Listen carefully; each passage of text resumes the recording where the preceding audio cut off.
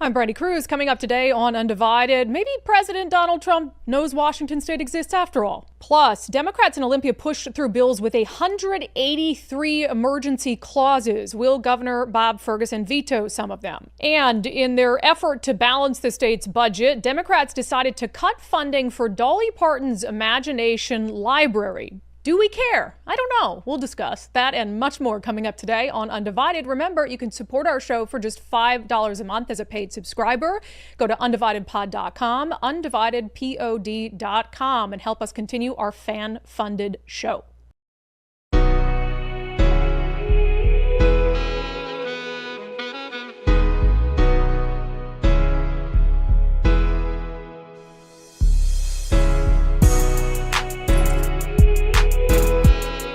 Friends, and welcome to Undivided. Thank you for being here. Thank you so much for your commitment to giving common sense a comeback. I'm Brandi Kruse. Maybe it's finally happening. I've been bemoaning the fact that Donald Trump doesn't seem to be paying attention to us when he should be paying attention to us more than any other state in the nation. After all, we're the state that was furthest to the left in the last election, hardly moved at all to the right as everyone else was shifting. We're the state that constantly sues him and has been suing him the entirety of the time that he's been in the White House, both already this second term and the term before. And we're the state that I think is most diametrically opposed to what President Trump is doing. So it's been annoying, and I've complained about it quite a bit, that one, he seems to be focused on dumb states like Maine. Nobody cares about Maine. Nobody cares about what's happening in Maine. And also that he's been putting down some of these executive orders that are tailor-made for a state like Washington, but don't seem to really be accomplishing anything here just yet. So I'm happy to hear that at his 100 Days rally in Michigan last night, Donald Trump mentioned us. Although, am I happy to hear it? Because it's kind of for a bad reason, but at least he knows we exist and bad stuff is happening here. Just this month, 2 Venezuelan members of TDA, Nicaragua, were arrested in Washington state for kidnapping a 58-year-old woman, driving a power drill through her hand to extort her bank account information, shooting her, leaving her for dead. And miraculously, she just survived, but she's not feeling so well. I'm sorry. Okay, you could have just stopped it there.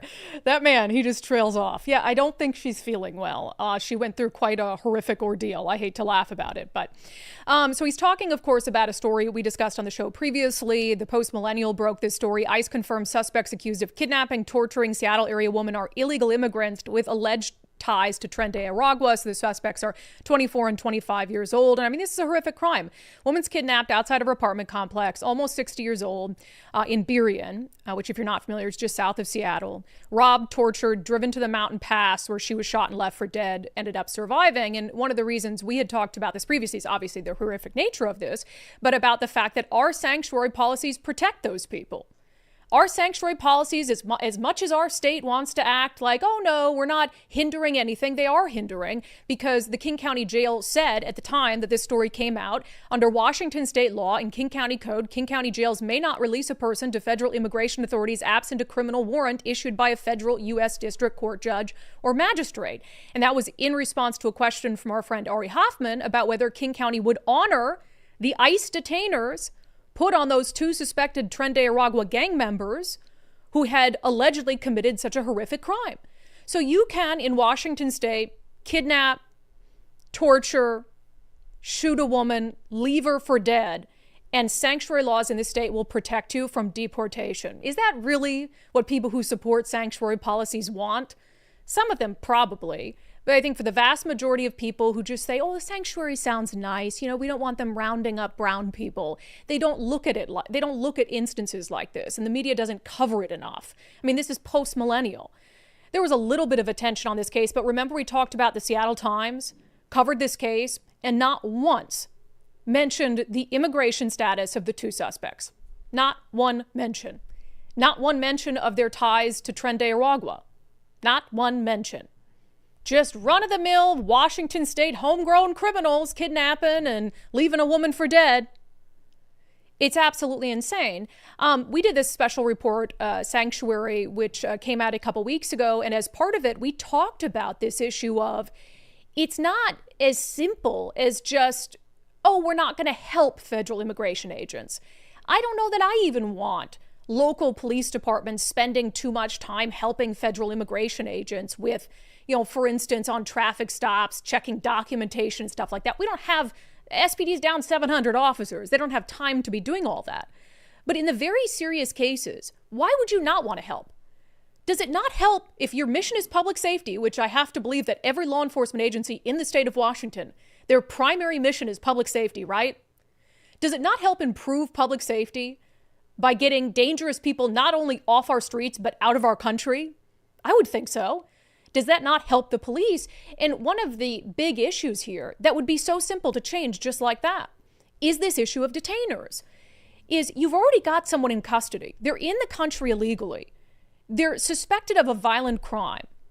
Instead of just releasing them out, like maybe they make bail and not telling ICE about it, just call up ICE and say, hey, I know you've got a detainer on this guy, rather than release this dangerous person into the community where you've got to send your ICE agents out after them, creating a dangerous situation for agents and for everyone else in the community. Just come and get him while he's in custody, and that's safer for everyone. It's something that Matthew Murphy, who's the acting special agent in charge of Homeland Security investigations in Seattle, told us in our documentary, Sanctuary.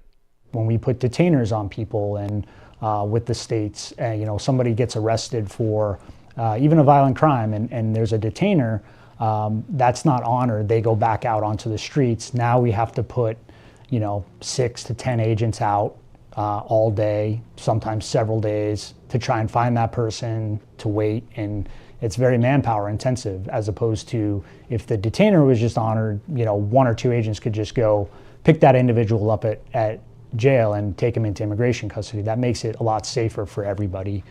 So that would certainly be a nice thing. And then, just the regular encounters, if you think about the encounters that the state and local police, they're out doing every day. They're enforcing the laws, and they're kind of the first line out there. And I know in other jurisdictions where they encounter individuals, they could call us, and sometimes there's federal charges for fraudulent documentation or for illegal entry after removal and just different things like that. And I think when things are operating, law enforcement can all communicate, work together on common goals. It just always makes things a little bit easier.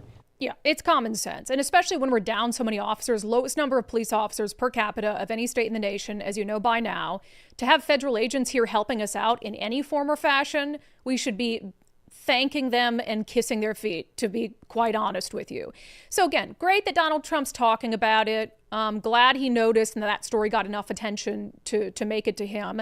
But what is he going to do about it? I'm going to continue to complain about talk and even some executive actions that haven't really resulted in significant changes. And I know it's only been a couple months, but at the same time, if you put down an EO, what's the time frame for that EO making a difference? I will say our friend Ari Hoffman was down at, went to the White House a couple days ago for their media row. They do a media row for some radio folks and podcasters.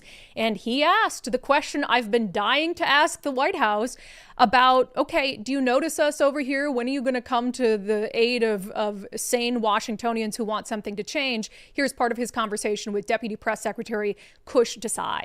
The administration has gone after Maine, rightfully so. It's gone after these other states. When's the cavalry coming out to Washington? We're eagerly waiting for it. And as a conservative, asking for federal intervention is killing me. But that's how bad things are. You know what? I think we plan on delivering relief for the people of every state, including your neck of the woods, very soon. So just hold on tight. I appreciate that. Hold on tight. What does very soon mean? They did, however, put down, as you know, because we teased it on the show when White House Press Secretary Caroline Leavitt was talking about it, an executive order. It says it's protecting American communities from criminal aliens. So what does it do? What does that mean? What do they say is going to happen? So there's basically 4 steps to this that I want to go through. So the first step is it says within 30 days of the date of the order, so that was like a couple days ago, so about a month from now, the Attorney General, in coordination with Homeland Security, shall publish publicly a list of states and local jurisdictions that obstruct the enforcement of federal immigration laws, so sanctuary jurisdictions. So great, okay, I mean, that should be pretty easy to come by. We kind of know where the sanctuary jurisdictions are, so it'll be the states like our state or like California and Oregon, and it'll also be the individual cities. So that's step number 1. Step number 2, it says immediately following each publication, The Attorney General and the Secretary of Homeland Security shall notify each sanctuary jurisdiction regarding its defiance of federal immigration law enforcement and any potential violations of federal criminal law. Okay, that's great, but trust me, they know. They know that they're in violation of federal law, and up to this point, they don't care because they continue to violate federal law. So post publicly the list, a little naming and shaming, and then let them know, put them on notice, you're violating federal law. If they don't change the behavior, what happens then? So there's a couple actions that can be taken according to this executive order.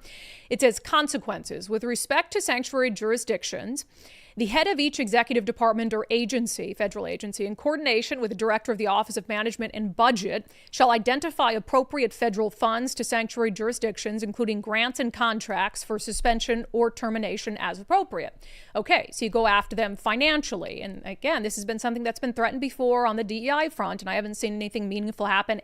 Or I haven't seen the threat. I mean, I think there's always a hope that the threat will do something, right? But look at what happened when the executive order came down on DEI and on keeping boys out of girls' sports. What did that threat do? Nothing. They decided to keep boys in girls' sports in Washington, literally took a vote on it. And our governor came out and announced a statewide conference on DEI. So not only did they not care about the threat, they went even further in the other direction and dug their heels in and gave Donald Trump a big middle finger. So let's say they don't care about the threat or the actual action to take funds away from the state of Washington. Let's say they'll just raise taxes on us or whatever it is. So what happens next? So sort of step 4 in this executive order. So if the sanctuary jurisdictions defined in the order remain in defiance of federal law, even after all of that, the Attorney General and Homeland Security Secretary shall pursue all necessary legal remedies and enforcement measures to end these violations and bring such jurisdictions into compliance with the laws of the United States. So, sue them. If suing them doesn't work, are you going to arrest them like the judges? I mean, I don't even want it to get to that point. I think Bob Ferguson would love far too much the photo op of him getting handcuffed by Trump's federal government and put in jail or whatever it is. So I don't know. I don't know what's going to happen from here. I'm happy Trump is noticing what's happening in sanctuary jurisdictions like ours. I'm happy the Deputy Press Secretary is saying help is on the way, hold tight. I also understand it's only been a few months and there's a lot of things going on. There has been a significant improvement at the southern border. Trump did an interview we're going to play a clip from later where he was asked what his greatest accomplishment of the first 100 days was, and he said the border. And I mean, we even had Democratic Congressman Adam Smith on the show the other day, and he even acknowledged, yeah, the border is way more secure under Donald Trump. Way more secure. I mean, no one can deny it. Democrats can't deny it. Like the numbers of crossings plummeted to almost nothing. So great work has been done. Don't get me wrong, in the first 100 days of the Trump administration. But I almost feel like we get our hopes up and get too excited about some of these executive orders that are really just words until there's actually action. And this is one of the big ones that we need to see action on. Since we're talking about the topic of immigration, I want to remind you again, if you haven't watched it already, to catch our special report, Sanctuary. Sanctuary is up right now across all of our platforms. There is no paywall on it. So whether you want to watch it on YouTube, X, Facebook, Patreon, Locals, pick your poison. We have a lot of great information if you're interested in this debate and what it looks like for ICE to be operating in a sanctuary state like Washington. Okay, a lot to get to. 183. I was even surprised by this number. 183 bills were pushed through this session that had an emergency clause attached to them, which you know the purpose of an emergency clause. It's to tell voters we don't care what you think. We'll discuss next. First, I have talked so much about all the weight I lost on the Eastside Weight Loss Clinic program. And look, I know that in today's day and age, there are easier ways to lose weight. I mean, I'm not going to deny that the Eastside Weight Loss Clinic program takes some dedication the first 60 days. For sure. I mean, I lost 30 pounds in the first 60 days, and you do have to follow their program and the food plan that they give you. And it does take hard work and commitment. Say it harder than an injection, for sure. But for some people, the side effects of the injections, some of the questions about whether the weight just comes back when you take the injections, I think, and when you stop taking them, I think all of those questions are valid. And there really is no better way to lose weight than just eating healthy, watching your calories, learning what to eat in the right portions. And that's what Eastside Weight Loss Clinic has taught me. I'm down 43 pounds now total. I feel great. And I feel like I have the tools I need to keep the weight off for life. It's the longest I've ever had, been at sort of a consistent weight, and I give Eastside Weight Loss Clinic credit for that. So eastsideweightlossclinic.com, eastsideweightlossclinic.com. Schedule a free 15-minute consultation with Dr. Ryan Coogan and his team. Okay, this out from the center square. I was shocked by this. It says increasing use of emergency clause in bills has some Washington lawmakers worried. And in the article, they talk about the fact that Republicans say that there were 183 bills pushed through with an emergency clause attached to it. So remember why that's significant. I mean, the emergency clause exists for emergencies. And what it does is it says the second the governor signs this, it's law. Usually bills that pass, they become law like July 1st. And then some might become law after that if there's some infrastructure that needs to be set up to carry them out. But typically they pass the bills, you have a little bit of time before a new law goes into effect. But when it's an emergency, that's going into effect right away. So you would think, okay, that's only going to be attached to things that are actual emergencies. Well, no, Democrats have used it as a way to suffocate democracy and dissent. Because if they attach an emergency clause onto something, that means it cannot be subject to a referendum. You can run an initiative on it, but you can't run a referendum on it. And referendums are far easier to run, far less expensive to run. So it's by design. Anything they think might be something that folks want to run a referendum on, they're just like, let's make this an emergency. And then, it's a big middle finger to voters, and then we don't have to go through the process of a referendum. So here is State Senator Judy Warnick talking about all the emergency clauses this session. We did a little research and found out that there's 183 bills. I don't know if you remember, but one of the first bills the governor signed had an emergency clause on. It was a Democrat bill. He took it off. He said this isn't emergency. So it'll be interesting to see when it gets down to the signing. We've tried to get those emergency clauses off with amendments, but they're not interested. Everything's an emergency this year. Create this culture of fear. So we'll see what the governor does with those. Yeah, and you might remember that the governor already did veto one, as she pointed out. So this was, and we played it on the show because we loved it, because it was a bill from Mark Elias, and Mark Elias sitting there shaking his head as Ferguson vetoes the emergency clause. It was for Senate Bill 5577, which has to do with Medicaid coverage for HIV antiviral drugs. This bill ensures Washingtonians living with HIV can access critical preventative drugs. That is a basic right. I am vetoing the emergency clause as unnecessary because this bill codifies current practices and is already funded in the health care authority's base expenditures. Yeah, just shaking his head. I just asked Nicole because now I'm not sure that I said that correctly. Is it 183 bills this session, or is it all of history? You know what? I'm not clear on that. Okay, that should be something I was clear on, but for some reason I saw it in there and I took it as 183 this session. I did too. So I'll have to, we'll get an answer before the end of the show. But still, Representative Chris Corey says that none of these bills that emergency clauses have been attached to are actual emergencies. And of course, there's an underlying reason why they're doing this. I actually think in a lot of cases the emergency clause is intentionally put on there to prevent a referendum. I think that is highly offensive to voters in this state. They have a constitutional right to referendum. The emergency clause should be very limited in focus. Obviously, I was pleased with Governor Ferguson's line item vetoing that of the emergency clause, and we are going to make sure we highlight all of these. None of them are a true emergency and can wait the 90 days to go into effect after the governor signs them, or be subject to a referendum of the people. That's the only respectful thing we can do is remove those. And clearly, none of this stuff is an actual emergency that needs to be done today. Yeah, and it's at that point, I'd rather not even have it. But I do understand the need for an emergency clause, right? I do understand the need for things like, especially if you're in the pandemic type situation, if it had been an emergency the way that they said it was, or a natural disaster or something, but you're just abusing it at that point. And there really is no other reason when you think about it. What would be the reason to attach an emergency clause onto something that's not an emergency? Like the Parental Bill of Rights, when they upended it this session, they attached an emergency clause onto the end of it. And it's just because they can't wait a second longer to continue to allow teachers to push their ideology onto kids. And because they don't want it to be subject to a referendum, they want you to have to, again, run another initiative on it and spend a few more $1 million doing it. So it's absolutely an abuse of the emergency clause, and really it's an abuse of voters. So if Bob Ferguson wants to score some points on the Republican and moderate side of things, I think him continuing to take a stance that he will not, that he'll veto emergency clauses out of bills, and explaining why, as he did in the case of the one that we showed right there. I'd give him credit for that, because we need to use that as the tool it's intended for. And Democrats need to be called out more for that. I mean, this article from the Center Square is great, but the Center Square is one of the only news outlets in the state that will call out Democrats for their abuses like this. So if you had news outlets in the state, legacy media, that was constantly at these press conferences pushing Democratic lawmakers to explain, tell me why this is an emergency. Tell me why this is an emergency. Tell me why this is an emergency. I think they would feel enough pressure to stop doing it. And also Bob Ferguson vetoing them maybe will shame them into not doing it as well. As much as, like, Marco Lee is sitting there shaking his head. I can't believe you'd veto this. What is an emergency about it? As Bob Ferguson pointed out, there isn't one.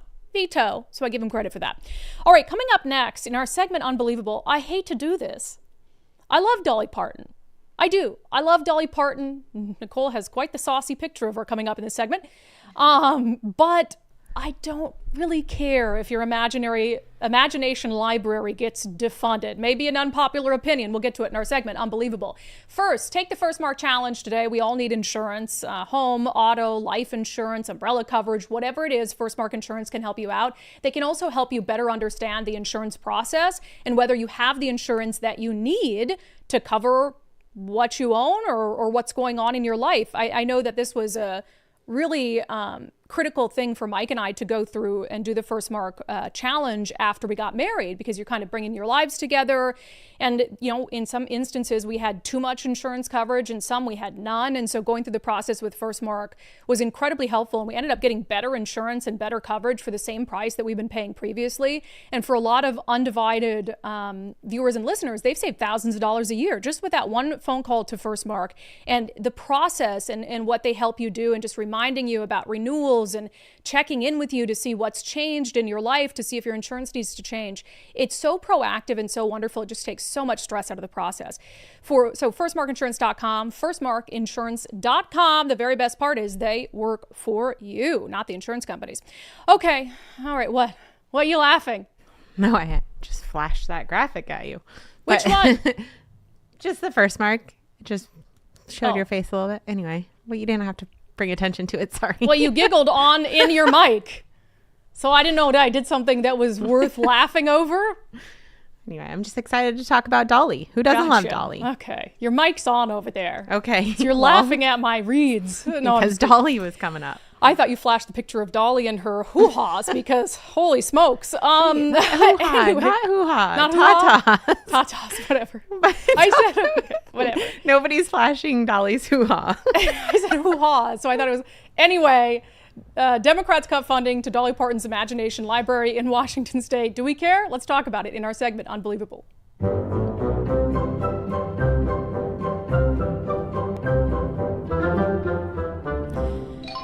Boop. Okay, so of course the state budget thing was a whole ordeal, and Democrats cut in places that seemed really insignificant so they can continue to fund their ideological desires and all of that. So one of the things that apparently got cut is funding for Dolly Parton's Imagination Library in Washington State. She has these all over the country. So Imagination Library put out a statement. It says the final 2025-2027 operating budget for Washington State was released on April 26.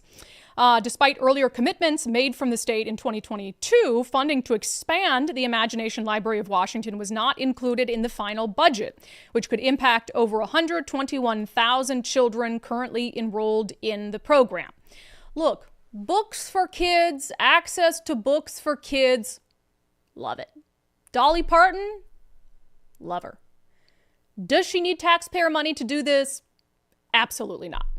This is one of those, and look, when I first saw this, and Nicole and I were kind of talking about this issue, because there's some other things that were cut that we're looking into, that on its face, when I first saw it, I was like, that's annoying, because why? They're still funding laser hair removal for transgender inmates. So instead of funding books for kids, they're funding laser hair removal for transgender inmates. So that tells you the priorities of the Democratic Party. So yeah, I do have an issue with that. I think they have a lot of misguided priorities. At the same time, similar to how I feel about laser hair removal for transgender inmates, the government doesn't need to pay for it.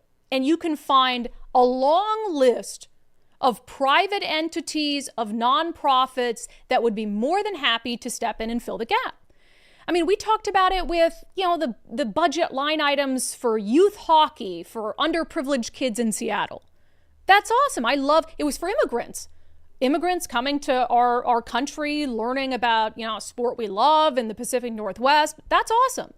But you make one phone call to the Kraken and the Kraken will step in. It was like a $100,000 line item. You don't think the Kraken would fund that? Just because something feels good and is maybe good doesn't mean that taxpayers have to be the ones to foot the bill for it. In the case of the Imagination Library, they have a ton of corporate sponsors here in Washington state that I'm sure would be more than happy to cover the gap. So they have, the Puyallup Tribe of Indians, the Washington State Fair, Rain FC, the Cowlitz Indian Tribe, United Way. And of course, they have money from the State Department of Children, Youth, and Families and the Washington Office of Superintendent of Public Instruction.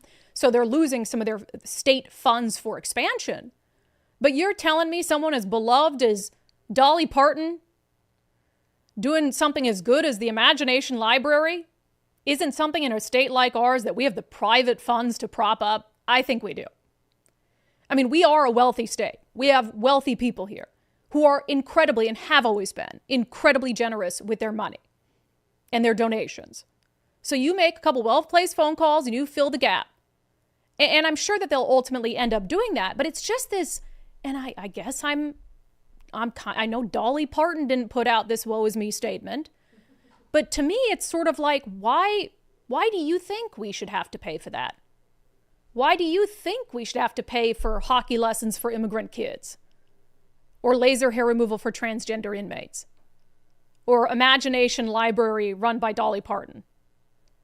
Some of those things are great, love them, awesome, but that's the difference, I think, between the people that think like us and progressives and radical socialists, which is we don't believe the government exists to pay for people's wants. And they do. That's why we found ourselves in a massive, $15 billion budget deficit. If you went through the budget and you cut out the wants and you just left the needs must have, we'd probably have a $20 billion surplus. Because you go in there with a fine-tooth comb, and even like Bob Ferguson, he says he put all this work into the budget to really dig into it and cut out, what did he come up with, $7 billion or something like that in cuts. But then he comes out, and I'm not cutting the Office of Equity. No, I'm not cutting these things that are just wants, not needs. So there's a ton of wants in the budget. I'm sorry, Dolly Parton, I'll even make a donation. I will go today and make a donation to the Washington Imagination Library. I think it's a great program, but I should have a choice to make that donation with my money as opposed to the government making that donation for me by force. So, Nicole, is that too mean? No, I'm actually on board with that. Picture of Dolly Parton, by the way. All pictures of Dolly Parton. I told Nicole, like that, I told Nicole, I said, wow, because I saw that picture. I was like, you really? She's just like, all the pictures look like that. That's actually pretty conservative. I'm texting someone quick to get an answer to my question. Yeah, so fair. Sorry. But no, I actually think it should have. I don't know why we're funding any special projects like that from these funds. And I think that, if Democrats want to be like, see what we're cutting, we're making some really tough decisions, we're making these really tough cuts. Well, no, that shouldn't have been a thing in the first place. And you should, instead of saying, oh, sad, we had to, this program's gone, say, hey, you know what? We decided that we can't fund these things anymore. So we're putting out a call to action for all of these big corporations in the state that might be able to help with the Dolly Parton Imagination Library. Right, and it reduces taxes across the board, and also that's a good tax write-off for those corporations, which is why so many of them do it, right? Mm-hmm. So change the messaging. Come out 100%. Have a press conference. Hey, times are tough. We had to cut these 100 things. We're putting out a list of it. Can you guys help us fill the gap? Like this. It would happen even the laser hair removal for transgender inmates. Do the same thing with that and see how many funds you get, one or the other, which one wins. But I guarantee more people would donate to laser hair removal for transgender inmates. I don't know about that. Than hockey for immigrant kids or whatever it is. But you have so many LGBTQ groups. What's that pervy group that we did a story on that got money from the state? For the J-off sessions. The kind of City Jacks, right? Yeah, the kind of art gallery like porn gallery that hosts these adult male JO sessions that got money from the state and I think from King County and the city of Seattle. I bet you that organization would fund. But the question is, would they fund it with money they got from the state? And then it would still be money from the taxpayers. But there's a ton of LGBTQ organizations that are privately funded that if you really think that laser hair removal for trans inmates is important, then you pay for it. I mean, I don't know that nobody should be paying for that. It's ridiculous. I know, but if they're going to, then fine. Just not with our money. The things that we don't allow prisoners to have and the things that we do, it's really shocking. There should be one staff member in the Democratic caucus and the House caucus that's time is spent when they, not extra time, but some of their time during the day, making phone calls to organizations to see if they can drum up some funds for things that need to be cut from the budget. It would happen like this. I'll do it. Okay. You send me 10 things, I'll do it. Or Nicole will help because, she's more convincing than me maybe because I'll just yell at people. So anyway, sorry, Dolly Parton. You look great, babe, but I don't think it's sorry, Dolly. It's sorry, kids. Sorry, kids. No. They're not. You're being used as pawns. You in are this being budget used as political pawns. Debate. You are absolutely being used as political pawns. So, all right, coming up next, I got to talk in depth about this California sex crimes controversy. Sounds very similar to some of the stuff that's been happening in Washington state with Democrats here going to great lengths to take it easy on child predators. Well, it's happening in California, and even Gavin Newsom says it's going too far. We'll get to that. First, do massive market swings make you have an absolute panic attack about your retirement portfolio? That's probably a good indicator that you need to reach out to our friends at Bulwark Capital and get not only a second opinion on your retirement portfolio to make sure it's properly managed against risk, but also join Zach Abraham on Thursday, May 22nd. He's going to be having a free live webinar, Tariff Edition, where he's going to be talking about some of what's happening around tariffs and around the markets and around Donald Trump's economic policy. Maybe put you at ease or maybe reinforce the fact that getting a second opinion, this is a really good time to do so. So in their Tariff Edition live webinar, they're going to cover how the market's reacting to the tariffs, how the tariffs could impact retirement portfolios. They'll do a longer term outlook for 2025 and, of course, a full reveal of how Bulwark is always looking for opportunities to lower risk, lower cost, give your retirement as much upside as possible. So sign up for Zach's free live webinar, Tariff Edition, Thursday, May 22nd. Register right now at knowyourriskradio.com. That's knowyourriskradio.com. It's super easy. You just go to the website. There'll be a little pop-up that happens that says, do you want to register? And you just say yes, totally free. All right, moving on to national, but I think there's a lot of similarities between what's happening in California around some of these criminal justice bills and what happens in Washington state and in Oregon. In a lot of ways, the West Coast is a monolith on these things. So there is an effort, it has been during the California Assembly, to try to deal with what has been a growing problem around child sex trafficking in California. And that should absolutely be something that's bipartisan, is trying to make sure that the people who are trafficking children are properly held to account. And so the way that they want to try to reduce this is by increasing penalties. Look, if you traffic a child for sex, you're going to prison for a long time.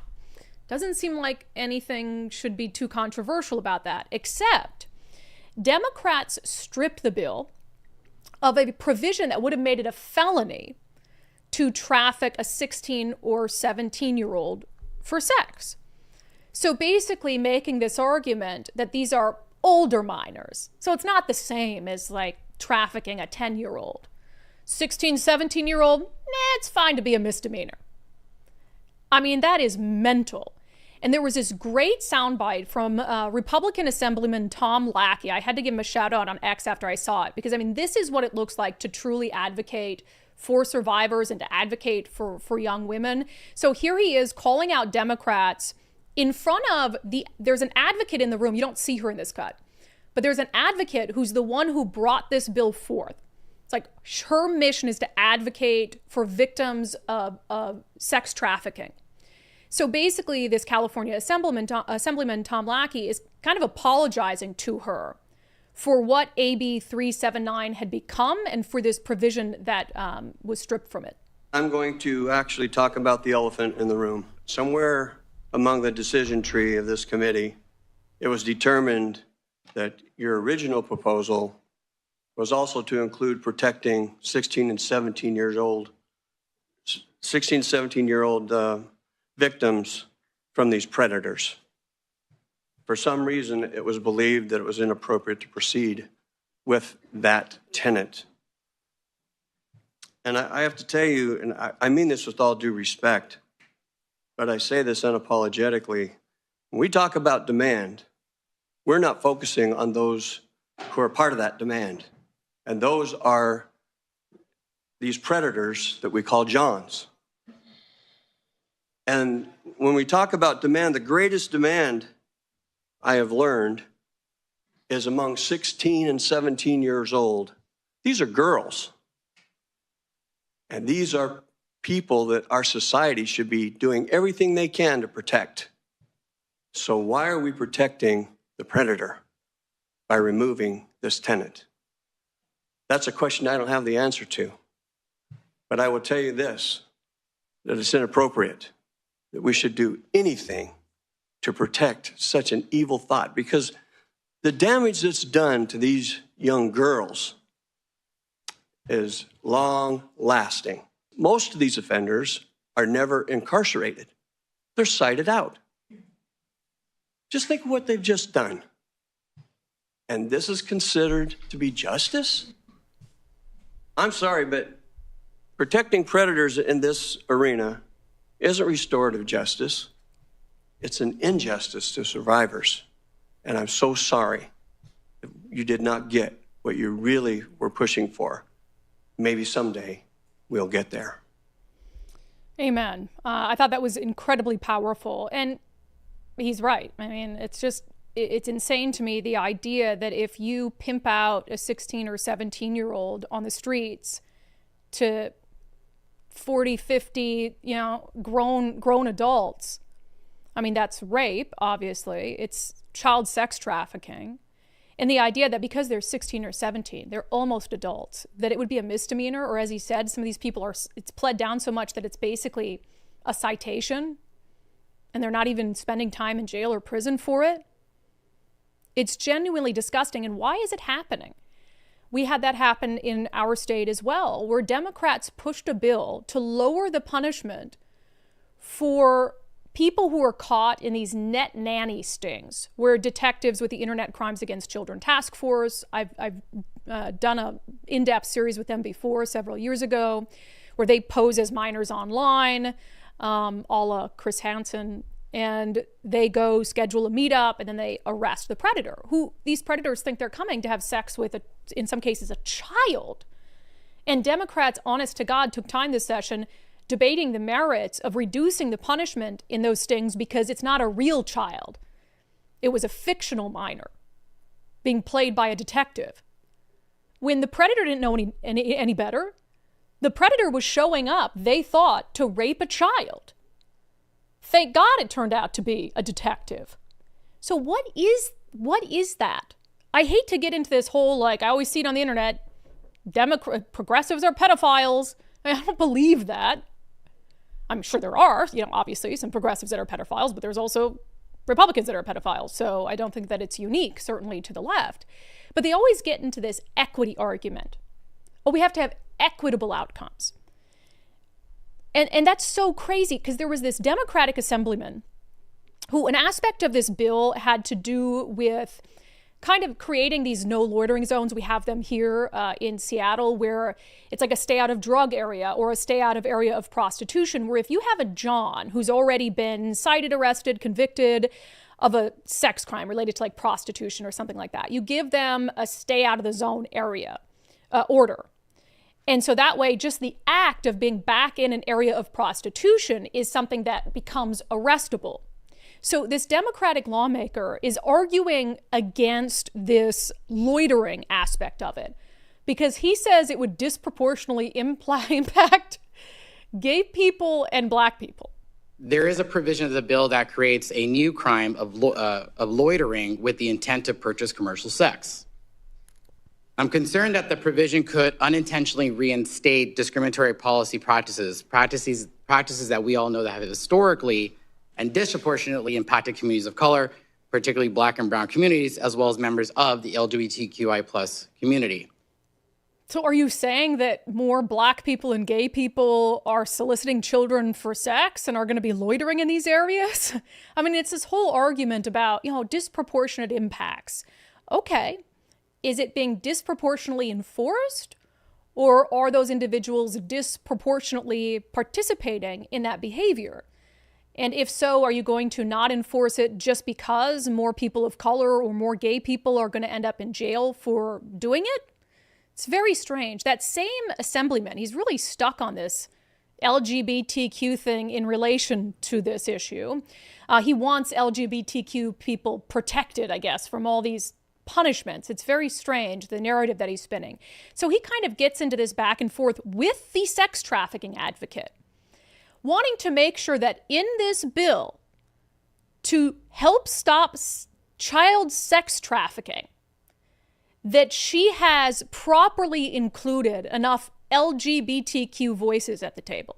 Will you commit to working with the LGBTQI plus community in particulars of this bill as it addresses the loitering? My answer is that I already have. I've had 27 meetings, including meetings with the LGBTQ caucus leadership, and as well as the consultants. I've also had several conversations with EQCA. I arranged a survivor-led panel for EQCA consultants to listen to. So I've engaged with the LGBT community as much as possible on this bill. I've tried to engage with you as well, both one-on-one in my office, and every chance that I've got, I will continue to do so. It's really important to me. To your comments about selective enforcement and discriminatory enforcement, I make no excuses for that. We need to root out discrimination in law enforcement and all of our other systems. I'm committed to doing that. But this bill gives us the ability to help people who are truly victims. And while the LGBT community is overrepresented in the victim population, they are not overrepresented in the buyer population. This bill specifically goes after buyers. I misunderstood that. Are you saying that there's overabundance of LGBT buyers? No, I'm saying that there are not. They are overrepresented in the victim population, but not in the buyer population. And I know we did have, and I apologize for misunderstanding that, and I know that we did have some dialogue on this, and I appreciate the engagement that you've had, but none of that is reflective in your support. In the support for the bill? Correct. What is he talking about? Can you talk about the organization? No, we don't have to go through that piece of it. I'm just saying, in all of the letters that are here, there's no LGBT organizations that are in support of the group. Did I miss that? Yes. Okay, which ones? Well, Eduardo Christian was one of the panelists. He's an LGBTQ survivor. Love Never Fails is an organization that works with transgender survivors. Well, I don't want to go through the weeds on individuals. I'm saying is get the organizations that represent these individuals, which would be helpful. That's all I'm asking. That guy's a moron.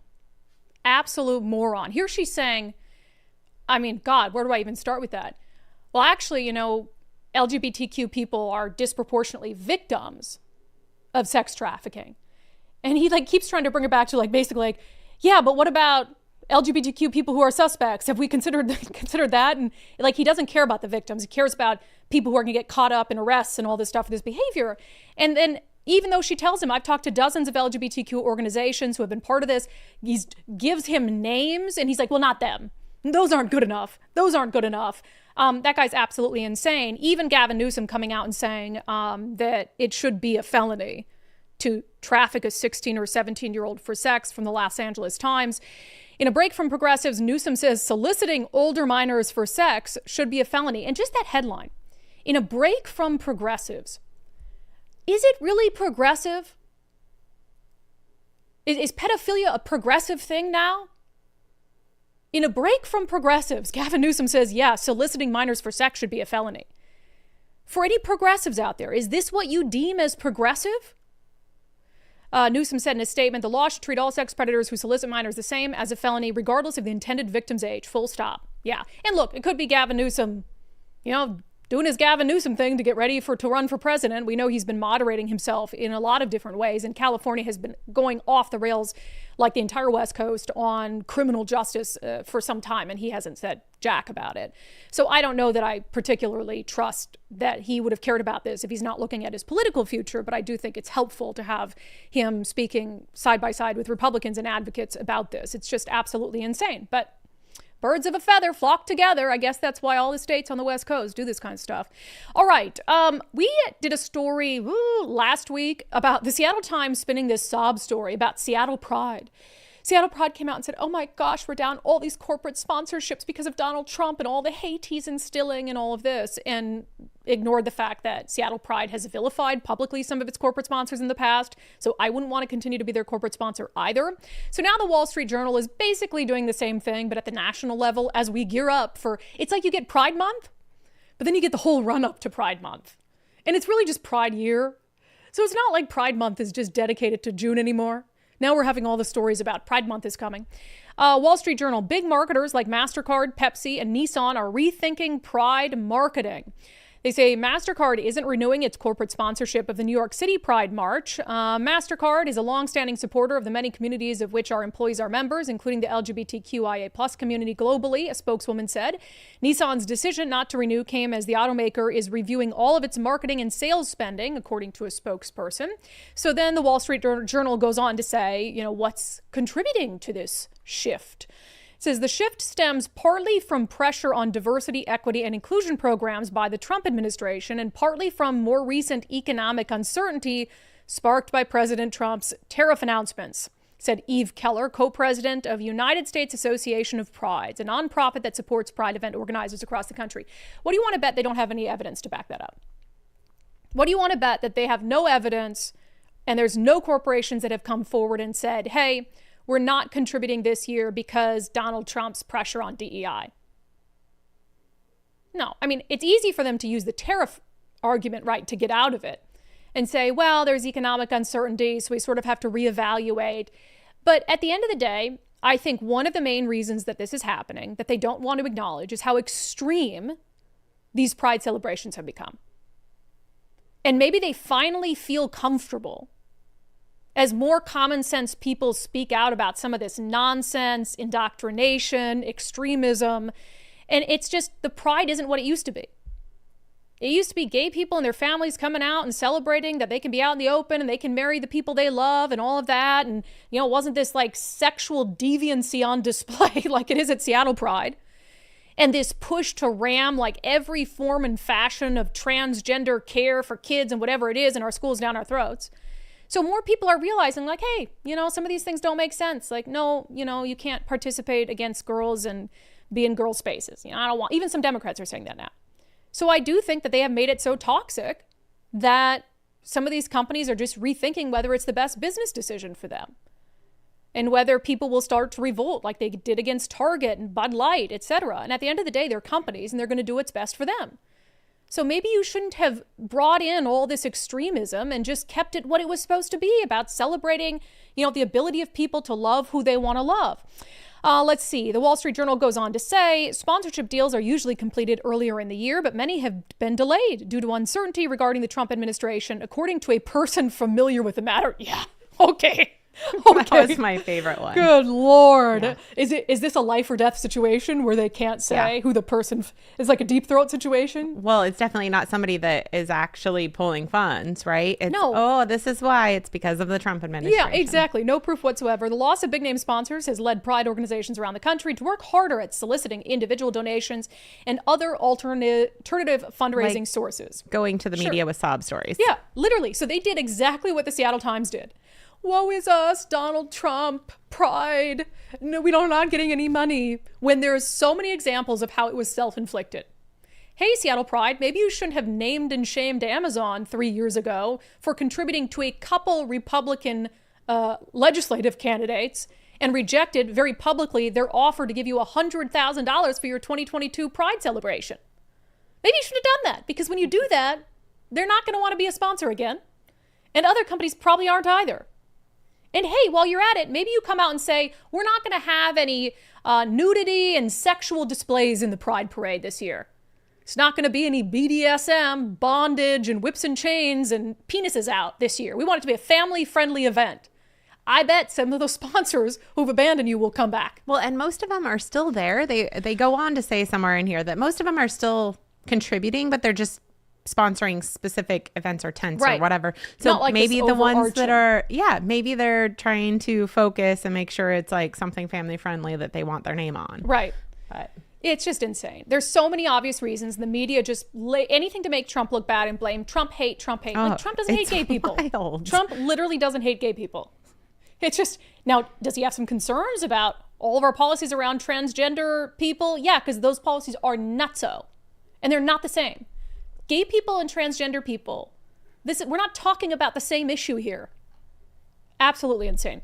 All right, just to follow up, Nicole thought this was funny, and I have to agree. So, of course, Canada re-elected technically. Well, he was appointed, so they elected Mark Carney of the Liberal Party to be the Prime Minister. Pierre Poilievre lost, which is disappointing, but I don't think he really has anybody to blame but himself, and maybe a little bit Donald Trump's tariff situation that sort of soured people to that brand of politics. But so the media talked to Trump about this, about Mark Carney winning, and it was interesting because the question was sort of framed as if it was going to be this horrible, bad butting of heads, and Trump probably gave them an answer they didn't expect. Are you interested in rebuilding relations with Canada? And if so, how? No, well, I think we're going to have a great relationship. He called me up yesterday. He said, let's make a deal. You know, he was running for office. They both hated Trump. And it was the one that hated Trump, I think, the least that won. I actually think the conservative hated me much more than the so-called liberal. He's a pretty liberal guy. But no, I spoke to him yesterday. Couldn't have been nicer. And I congratulated him. You know, it was a very mixed signal because it's almost even, which makes it very complicated for the country. It's a pretty tight race. But he's a very nice gentleman, and he's going to come to the White House very shortly, within the next week or less. That was perfectly nice. Perfectly pleasant. Good job, Donald. Yeah, but they, I think, expected like, oh, this is horrible. No, he's like, actually, the conservative guy. Because I think that Pierre was trying to distance himself a little more from Donald Trump in the final stretch, and Donald doesn't take too kindly to that stuff when you make an enemy out of him. So, yeah, Mark Carney's going to come to the White House. I mean, he's going to be the same as Justin Trudeau. So I can't imagine there's going to be a lot of disagreement there, but Donald Trump's clearly open to working with him and talking to them. And I think that's perfectly normal and healthy. All right, we'll get to our subscriber poll comments and a doozy of a closing sanity check. Donald, sometimes he just needs to zip it up a little bit. If you're in the market to sell your home, thinking about, I don't know, maybe moving out of state, selling your rental property, whatever it is, whatever the reason, reach out to our friend Wes Jones at sellwithwes.com. 1, he's an awesome guy. 2, he's been doing this for a long time. He's been through the market, ups and downs, every scenario that you can imagine. 3, their marketing, I could go on and on. Their marketing is second to none. When you look at their listings, the way they put them together, they're absolutely gorgeous. The videos that accompany them, all the work they put into properly staging your home and making sure it signs. I mean, their listings always look better than other listings. I always see them on his social media. I'm like, holy smokes, I know whoever shot that video, I need them to come in and shoot some video for me. But Wes Jones has a couple things he's going to do. First, give you a free market analysis so you know sort of what you can expect from your home sale, how much you can expect to get from your home, and talk about the strategy of where to price it. And then he can also talk to you about whether you need any cosmetic upgrades made to your home, just to help get the most possible money out of it. And he can manage those projects. You can even pay for it at closing. So he's trying to take as much stress out of the process as possible. So sellwithwes.com, sellwithwes.com, a better way to sell your home. All right, in our daily subscriber show poll, exclusive to subscribers on Patreon, Local and X, I asked you about this executive order the Trump administration put down on sanctuary policies. And do you believe that it will actually help thwart some of these sanctuary policies in jurisdictions like Seattle or in Washington state? Yes or no? I'm a little tainted right now because I just have yet to see some of the threats come to fruition. So, Nicole, you tell me first, yes or no? I just think that we are where we are, right? I don't think this is changing anything, but I do hope that there's some consequences coming. Yeah. And maybe, I mean, I don't know to what extent they'll stand firm in the face of consequences. I'm going to say yes, just to be optimistic, because the question I posed is, do you believe the executive order targeting sanctuary cities will make a meaningful impact on thwarting such policies? So I don't know if it'll upend such policies, but I think over time, hopefully people will understand that there is a big difference between some of the violent criminals being protected by these policies and then the way these policies were sold to the public. Mm-hmm. They were really sold as, we can't have, undocumented immigrants afraid to call 911 or, cooperate in investigations. And there are some legitimate concerns there, but I think we need to draw a bright line as a state, certainly about, it's just like Congressman Adam Smith said when he was on our show in our special report Sanctuary, that, hey, if you're going to tell me that you're going to come in and take out some violent murderer or sex predator off our streets, by all means, we should roll out the red carpet for you. He has an issue with some of the other immigration enforcements, but there's a lot of gray area there. So I'm going to say yes, just out of an abundance of optimism. Let's see what you guys have to say. Robert, until he makes an example out of a state or city, nothing will change. Yeah, somebody needs to absolutely have the hammer down on them. Alice, no. States like ours will bow their necks and lose funding. Virtue signaling as opposed to compliance with the mandate. Sydney, not here. Washington will just use our taxes to supply services. Yeah, I mean, there's a lot of ways to get around it, right? For instance, where they're providing funding for illegal immigrants, illegal aliens, for legal services. So it's like, isn't that also thwarting it? You're going to try to delay their deportation as much as possible with our money? It's ridiculous. Roseanne says yes, she thinks it will make a meaningful impact. Most every murder and drug death here puts more blood on the Attorney General and Governor's hands. That alone should say that they are not protecting the citizens here and are part of the organized crime against Washingtonians. Arrest them. More new executive orders protecting citizens against this government. Randy, I don't think WA Dems will be swayed by any sort of reason or threat. They're unhinged. I tend to agree that many of them are unhinged. George, I wish, but it'll be just another damn lawsuit we have to pay for. Yeah, and that's frustrating too. I mean, a lot of these things. They'll just be caught up in the courts for so long. Probably until Trump's out of office. Probably. And so I guess it would depend on who the next president is, how far they're willing to take the fight. And if Trump's gone, do you have a Democrat that comes in and just reverses all that and, go back to doing what you're doing? So that's a little frustrating as well. All right, questions and comments. Cindy. Hi, Cindy. Trump administration needs to hold our government in Washington accountable for their bad decisions. I agree. I mean, it is tough. And I think Ari Hoffman was saying this in his interview. You should watch the whole thing with the deputy press secretary, that it's hard as a conservative to be like, we want the federal government coming in lording over the states. I mean, I believe in the power of the states. And so I definitely don't want that.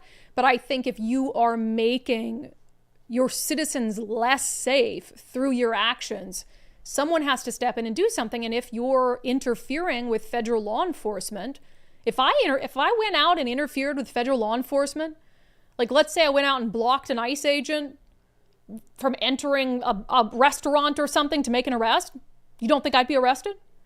I would be arrested like that. And I would go to prison for it. So why is it different when the government does it? So the government can interfere, but if a citizen interferes in a way that's more tangible in front of your face, you go to prison for it. Buzz Brown, Democrats hate everything about working class Americans except the tax dollars they steal every day. Not all Democrats. I think a lot of Democrats are going in that direction. I still hold out hope for a few of them. Papa Woody, $2 super chat. Maybe Jim Walsh has some pull to get the president here. I'm sure he's trying. I'm sure he's made those phone calls. Sergeant Pickles, my kids all got in the Imagination Library. My guess is they cut funding because the books aren't woke and they want an uneducated sheep populace. That's true. So are the books not woke in the Imagination Library? I don't think they're not woke, but I don't think that they have the like sex-driven ones? Yeah, the ones that people complain about constantly. Gotcha. I guess the ones that have been banned. I'm sure that they keep it real simple and just send, the Dr. Seuss's of them. Yeah. Dr. Seuss. See, that's wholesome. Wholesome. I love it. Russell, we love the Imagination Library. My son looks forward to the books every month. Wonderful program. It is a cool program. And I think Dolly always intended for it to be this privately funded. But, if public wants to help, I guess she's willing to accept it. Turn it away. Right. Yeah. But I don't think that's what it was meant to be. She started it on her own. She was funding it herself. Yeah, and I don't want to act like I'm mad at Dolly by any stretch, but they did put out a statement being like, we're very disappointed to see this funding go away. So that tells me they want it. Yeah, although, it's gotten so big. I don't think that's Dolly putting out that statement. No, I don't think Dolly's in there. Her plant. Yeah. Let's get Dolly on the show. We'll ask her about it. Okay. Good luck. Okay, I'm on it. Lynn, there was an 8% increase in spending in the budget. Where did the increase go? I am surprised there were any cuts at all. Yeah. They cut things to make a point and say, see how sad it is when we have to make cuts and not just increase taxes. Oh my gosh, all these sad things. They do that intentionally to manipulate your emotions. In this case, though, I don't care. So... Joke's on you. BJ Bumblebee. If you want gender reassignment surgery, pay for it. If you want straight teeth, which can affect your future and jobs, you have to pay for your orthodontia. Is that a word? Orthodontia? Yeah. Dontia? I don't know. Orthodontia. Sure. He's probably an orthodontist. Yeah. I don't know. But you know what? That's true. I've heard. It is true. I've heard that if you... okay, this is ridiculous, but I've been watching Love After Lockup. Okay, I've seen that. That is the trashiest. You know I love trashy TV? Even that's so too trashy for me. But one of the guys has a bunch of missing teeth, and he says while you're in jail, if a tooth hurts, they just pull it. So they don't want to spend money on all of the work that it, probably takes depends to on the fix state. Teeth. Probably depends on the state. I mean, that's what he's saying. He's like, they don't do the work. They just do the easy fix when you have dental problems. But, if you think you're a girl instead of a boy, then they'll give you some boobs and laser hair removal. I had a realization, this like maybe a year ago, about why people who live in poverty are missing teeth. Mm-hmm. Because I had that tooth. Remember, we were at some business meeting for unDivided. And I'm eating a salad and my tooth cracks in half. And I know it does. My molar cracks in half. And I didn't say anything. I just tried to keep chewing. I don't know how you did it. So it was like before a vacation or something, cracked in half. And they gave me the bill to get it out versus the bill to patch it up. And I'm like, pull that thing out. I'm not paying for that. So I've learned. So I still have no tooth back there. I've learned that you get a second opinion on dentistry sometimes. So I went one time to get a tooth fixed because I chipped a tooth, chipped it off. And the dentist I went to was in a city where a very wealthy big company works mostly out of anyway, and they have very good insurance. So I went to this city. Okay, Redmond, Microsoft. So most of their clients are Microsoft, who has very good insurance. And I went there and I said, oh my gosh, this cracked. And this is when I was a nanny and I had no money. And she said, sorry, $4,000. And that's all I'll do. I was like, do you have any temporary fixes? Like, I just don't have that money right now. $4,000. Right. And she's like, you can talk to the lady on the way out about funding it or about financing it. And so then I left and I was all upset and I called my mom and she's like, go to this Gentle Dental and see what they say. I went there. I told the guy what happened. The dentist was like, I can fix that for $99. And he did it for $99. And he said, it probably won't last as long, but it'll get you by. That was 17 years ago. And it's still good? And it's still good to go. So you have to get a second opinion on these things. I didn't. I just pulled it out. Yeah. I said, do I need it? They're like, well, I mean, not technically. I was like, yank it. Do it. Yeah, I had a little hole there for a while and food would get stuck in it. Anyway, sidetrack. But, good to know. It's good to hear these stories. I like hearing these stories. The analog detectorist. You keep repeating laser hair removal as if it's the most egregious expense. I've seen 3 breast augmentation implants from Monroe Prison in the last 4 months. Imagine how many more statewide. That's a good point. I mean, they're also giving them boob jobs. There's just something about laser hair removal that just grinds my gears. Because we pay for it. Yeah, but also boob jobs, right? Sure. Yeah. But no, I think I've never paid for a boob job, just in case you were wondering. I think, I've never had a boob job. You said because we paid for laser hair removal. I have had that done. Got it. But yeah, I think that I think this is going to happen more often because you're in jail and you're bored. You don't get to touch real female boobies. So how about some fake ones of my own? Some tits, just so I can sit there and what? Oh my God, this is getting out of control. Out of control. It's that picture of Dolly Parton. All right, just move on. Denise Young, $10 super chat, just donated to Dolly's books with an added match from my employer. Oh, awesome. See, there we go. We're already funding it. Felicia, anyone who would vote to lower, sorry. Sometimes we get way too out of bounds towards the end of the show.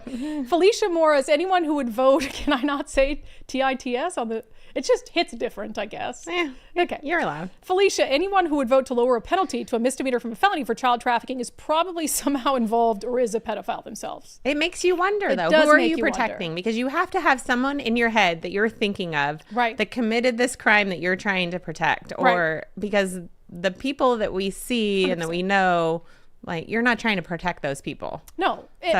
Just like the net nanny. Somebody called you and complained that they got, too long of a jail sentence and it was inequity situation, and you didn't even, touch a real child, and they're like, oh, okay, we feel so bad for you.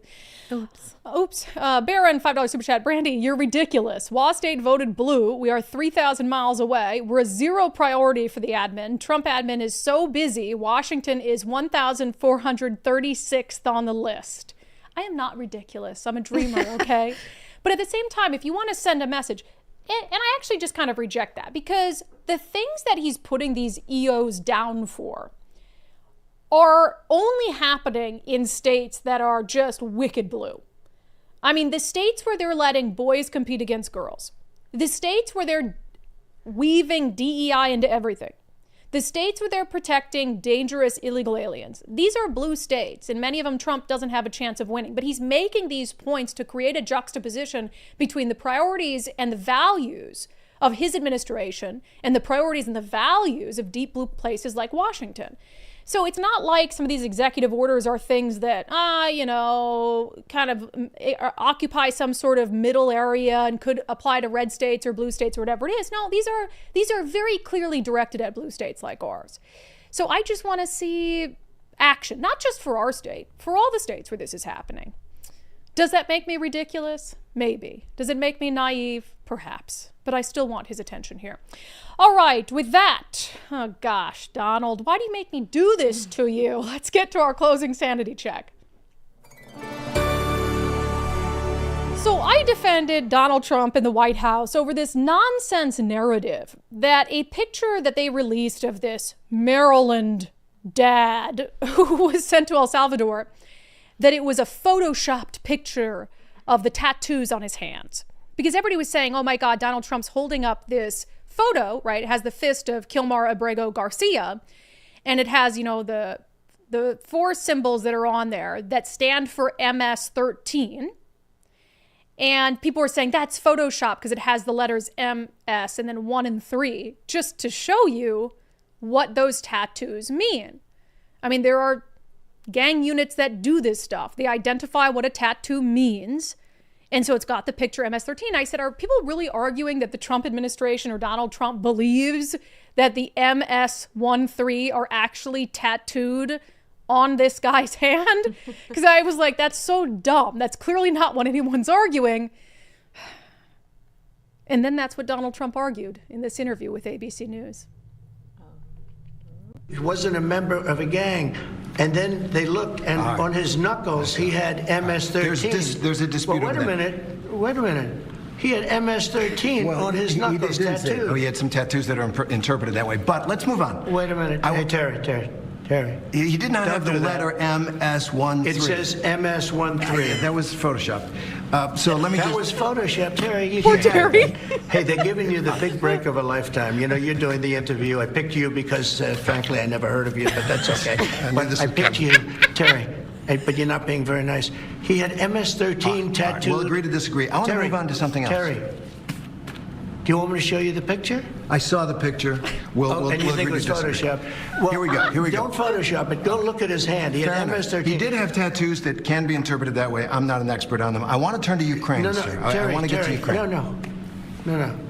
He had MS as clear as you can be, not interpreted. This is why people no longer believe the news, because when it's he was fake photographed news. in El Salvador, they aren't there. But let's just go on. They aren't there when he's in El Salvador. They weren't there, but they're there now, right? No, but they're in your picture. Terry, Ukraine, sir. He's got MS-13 on his knuckles. All right. Okay? Well, we'll take a look at that. You do such a disservice. We'll take a look at that, sir. You just say, yes, he does, and, go on to something else. It's contested. That's the best thing I've ever seen. It's like, he doesn't, and okay. I am now kind of convinced that somebody didn't tell Donald Trump that the MS-13 was added as a label. I'm kind of convinced. Convinced of that, too. Because, otherwise you would say, gang experts say that those symbols mean MS-13. And I do believe they do. And so it's as good as having MS-13 tattooed on your knuckles. I do believe he's an MS-13 gang member. There's no other reason why when his wife posts all these pictures of him, she puts a heart emoji over his hand to cover it up. And when she said after she reported that he beat her, that he's a gang member, And that one of the reasons why he was in the U.S. initially and allowed to stay here is because he was a gang member who was concerned about rival gang members in his home country. So it's all insane. But Donald, oh God, it was a lot. Poor Terry. Move on. Terry. I gave you this. And Terry was like, he was trying, actually. Ukraine, but you're not doing yourself any favors. Anyway, I defend you, Donald, and then you got to go that way. Somebody with his staff needs to make sure he understands that those, we're just at it there. All right. That has been your sanity check for today. That has been today's episode of Undivided. If you have not signed up to support our show already, please do so. It's $5 a month. This show is fan-funded. It's how we can do this show 4 days a week and a subscriber show on Sundays. So if you've been freeloading, why not sign up? $5 a month. It's like a couple cents an episode. What a deal. What a screaming bargain. What else? What else can I say to convince them to subscribe? Why don't you ask them to subscribe, Nicole? Oh, please subscribe and you'll get more Dolly Parton photos like that. Yeah, Nicole will. We'll talk about the teats. It's just, that's what you get. Quality content on Undivided. Go to undividedpod.com, undividedpod.com. Just click on the banner that says support the show. We make it super easy. See you tomorrow.